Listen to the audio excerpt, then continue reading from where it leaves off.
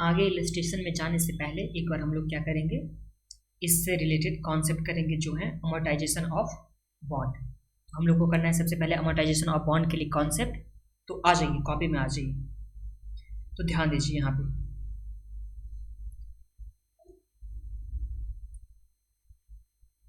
Amortisation of bond. मान के रखो किसी बॉन्ड का फेस वैल्यू कितना दे रखा हुआ है, तो यहाँ पे फेस वैल्यू दे रखा हुआ है 5000 नहीं, मान के रखते हैं यहाँ पे 10,000।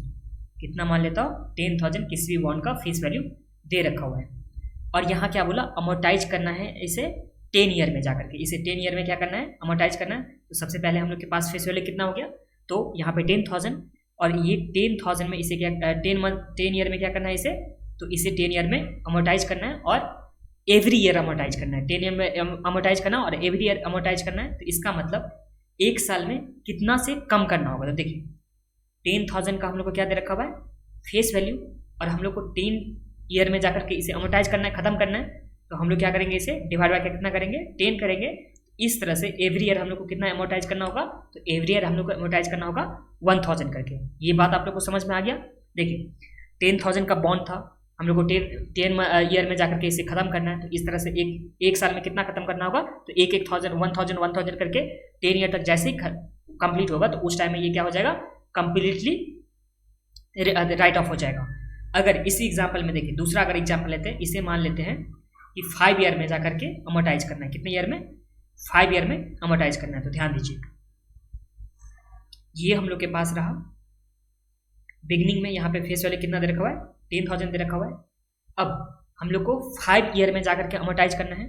तो अमोर्टाइजेशन कितना हो जाएगा per year, amortisation per year ये कितना हो जाएगा, तो ये आ जाएगा हम लोग का 10,000 डिवाइड बाय 5। तो इस तरह से एक साल में हम लोग को अमोर्टाइज कितना करना है। तो इस केस में हम लोग को एक साल में सिर्फ 2,000 अमोर्टाइज करना है। तो देखिए ये आ गया हम लोग का ईयर 1, फिर यहाँ ईयर 2, यहाँ ईयर 3, यहाँ पे ईयर 4 और यहाँ पे ईयर 5। तो फर्स्ट ईयर हम लोग को कितना अमोर्टाइज करना है, 2000। तो इस तरह से अगर देखा जाए यहाँ पे, तो आउटस्टैंडिंग अमाउंट कितना हो जाएगा ईयर एंड 1 के एंड में। तो देखिए 10,000 तो हम लोग के पास फेस वैल्यू था, बट उसमें से अमोर्टाइज कितना कर रहे हैं, तो 2000 अमोर्टाइज कर रहे हैं। तो इस तरह से हम लोग का आउटस्टैंडिंग अमाउंट कितना आ जाएगा, तो ये हम लोग का आउटस्टैंडिंग आ जाएगा 8,000। ये बात तो आप लोग को समझ में आ गया। तो जैसे ही अमोर्टाइज होगा, तो उससे क्या हो जाएगा, उसका जो आउटस्टैंडिंग अमाउंट होगा वो क्या हो जाएगा, लेस हो जाएगा। अब ये समझ में आ गया। अब ध्यान दीजिए, अगर सेकेंड ईयर में देखा जाए, तो यहाँ पे सेकेंड ईयर में इसका वैल्यू कितना हो गया था, तो वैल्यू हो गया था 8,000, बट सेकेंड ईयर में भी हम लोग अमोर्टाइज करेंगे 2000। तो इस तरह से आउटस्टैंडिंग अमाउंट कितना हो जाएगा सेकेंड ईयर के लिए, तो सेकेंड ईयर के लिए आउटस्टैंडिंग अमाउंट हो जाएगा 6,000। ये समझ में आ गया आप लोग को। इसी तरह से थर्ड ईयर में, इसी तरह से फोर्थ ईयर में, इसी तरह से फिफ्थ ईयर में जाकर के हम लोग को अमोर्टाइज करते जाना है।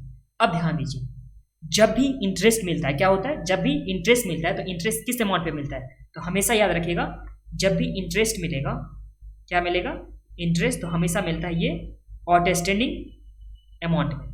जितना पैसा बचा हुआ रहता है, जितना पैसा बॉन्ड में बचा रहेगा, उस पर ही हमेशा इंटरेस्ट मिलेगा। तो ये हम लोग का हो गया। अब इसमें आ जाइए, इस कॉन्सेप्ट वाला पार्ट में आ जाइए। हम लोग क्या दे रखा है यहाँ पे, अ बॉन्ड में अमोर्टाइज एवरी ईयर। तो एवरी ईयर ये अमोर्टाइज हो सकता है। That is principal is repaid. तो यहाँ पे अमोर्टाइज का मतलब क्या होगा, कि प्रिंसिपल हमेशा रिपेड एवरी ईयर हो सकता है। जैसे इस केस में हम लोग के एग्जांपल ये थे कि हम लोग का बॉन्ड था 10,000 का बॉन्ड था, और इसे अमोर्टाइज कितने मंथ्स में कितने ईयर में करना था, इसे हम लोग को 5 ईयर में अमोर्टाइज करना था। तो एवरी ईयर 2000 करके क्या होगा, रिपेमेंट होगा, अमोर्टाइज होगा और रिपेमेंट होगा। इसी अमोर्टाइज को क्या बोला जाता है, कि प्रिंसिपल को रिपेड किया जा रहा है every then rather than the at maturity. यहाँ पे ऐसा हो सकता है कि 10,000 को एक ही बार में ना पेमेंट करके एवरी ईयर पेमेंट किया जा सके, उसी को क्या बोला जाता है यहाँ पे, अमोर्टाइजेशन ऑफ बॉन्ड। ये बॉन्ड का केस है, तो यहाँ पे बॉन्ड के केस में अमोर्टाइज होगा।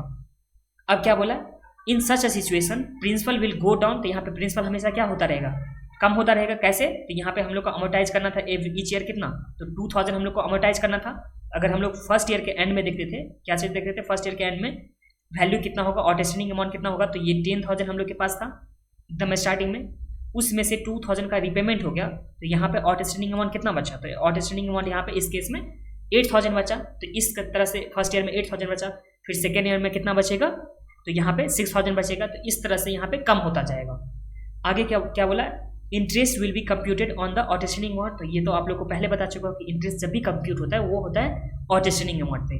फिर यहाँ पे क्या बोला, the cash flow of the bond will be uneven. तो यहाँ पे कैश फ्लो कितना हो जाएगा बॉन्ड का, तो देखिए कैश फ्लो का जब बात करूंगा तो सबसे पहले जो भी रिपेमेंट होगा तो वो तो मिलेगा ही, प्लस मिलेगा जैसे 2000 इस केस में, प्लस में और क्या मिलने वाला, तो और क्या मिलेगा इसे, इंटरेस्ट भी तो मिलेगा एवरी ईयर।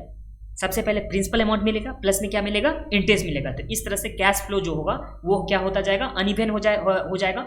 अनइवन का मतलब इक्वल नहीं होगा, बिकॉज रिपेमेंट तो यहाँ पे 2000 करके इक्वल है, बट जैसे जैसे वैल्यू कम होता है, जैसे जैसे आउटस्टैंडिंग अमाउंट कम होता है, उस पर इंटरेस्ट तो कम होता जाएगा ना, तो उस तरह से इंटरेस्ट कम होता जाएगा, इसलिए यहाँ पे कैश फ्लो अनइवन होगा। अब ये समझ में आ गया आप लोग को।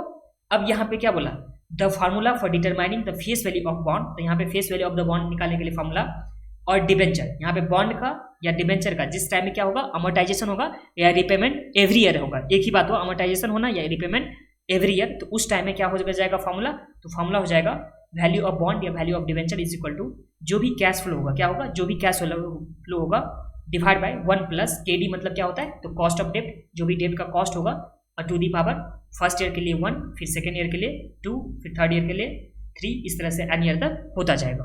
तो ये समझ में आ गया आप लोग का फॉर्मूला। देखिए value of bond is equal to जो भी कैश फ्लो रहेगा 1 ईयर में, कैश फ्लो का मतलब यहाँ क्या आ जाएगा, तो कैश फ्लो का मतलब आ गया जो भी पेमेंट हो रहा है रिपेड प्लस में इंटरेस्ट, रिपेमेंट का जो भी प्रिंसिपल का पेमेंट हो रहा है प्लस में जो भी इंटरेस्ट का होगा, यहाँ पे ये आ जाएगा कैश फ्लो, और कॉस्ट ऑफ डेब्ट आप लोग को सम्स में दे रखा होगा। फिर हम लोग नेक्स्ट वीडियो में देखने वाले हैं इलस्ट्रेशन नंबर 5, और ये हम लोग का छोटा सा कॉन्सेप्ट का पार्ट था। जो भी आप लोग को समझ में आया, जो भी लिखना था वो आप लोग यहीं पे लिख लीजिए बुक में, बिकॉज बुक में लिखेंगे तो फिर नेक्स्ट टाइम आप लोग को रिविजन करने टाइम में ईजी रहेगा। चलिए अब चलते हैं नेक्स्ट वीडियो में इलस्ट्रेशन नंबर 5।